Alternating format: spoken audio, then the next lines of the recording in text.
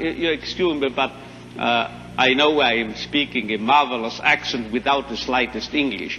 Now,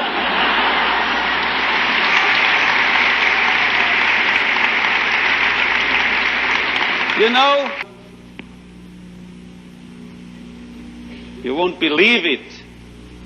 Gray hair, my age, I started taking flying lessons recently. Do you know what my flying instructor told me?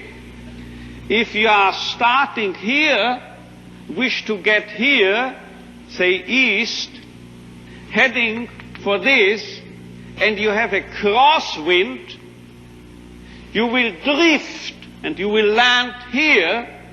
So you have to do what we pilots call crabbing, he told me, C-R-A-B, crabbing. You have to head for north of this airfield, and you have to fly that way, you see, as if you headed in this direction. If you are heading here above this airfield, then you will actually land here.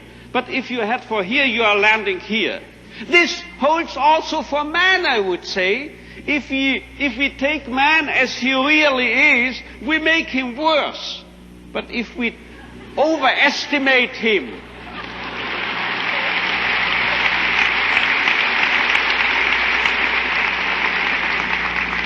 it's premature, your applause, you will soon know why.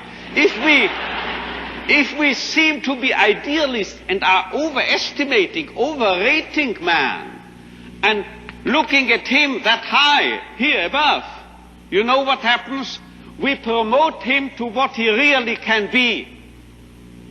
So we have to be idealists in a way, because then we'll wind up as the real realists. And you know who has said this? If we take man as he is, we make him worse. But if we take man as he should be, we make him capable of becoming what he can be.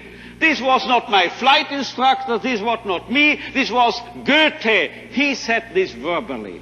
And now you will understand why I, in one of my writings, once said, this is the most apt maxim and motto for any psychotherapeutic activity.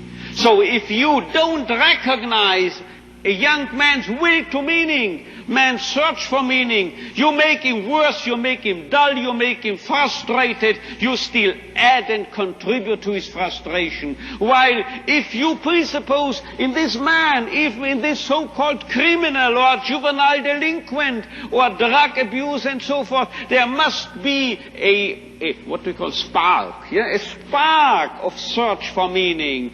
Let's recognize this, let's presuppose it, and then you will elicit it from him, and you will make him become what he in principle is capable of becoming.